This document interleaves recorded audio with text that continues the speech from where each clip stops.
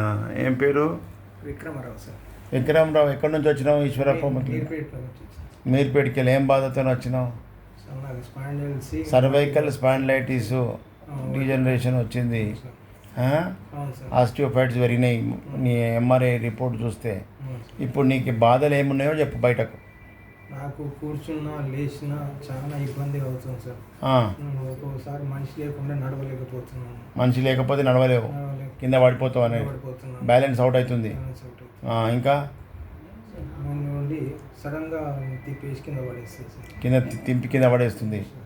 Cervical problem వల్ల నీకు వట్టిగా వస్తుంది ఆయన. అవును సార్. ఇక దానికి బయట డాక్టర్లు ఏమన్నారు? డాక్టర్లు ఏమనట్లేదు సార్, దాని గురించి రీజన్ లేదు.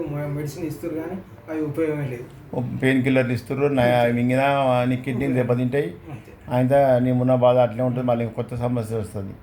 ఇప్పుడు ఇవాళ వచ్చినావు కదా ఈశ్వరప్ప క్లినిక్, నెల వరకల్లా నువ్వు బెల్ట్ పెట్టకుండా కావాలి. బెల్ట్ పెట్టకుండా నేను నడుస్తున్నా, నా బాడీ ఊతలేదని చెప్తావు. సరే. అట్లా మంది ఇస్తున్నా నాకు నెక్స్ట్ చెప్పు. సరే.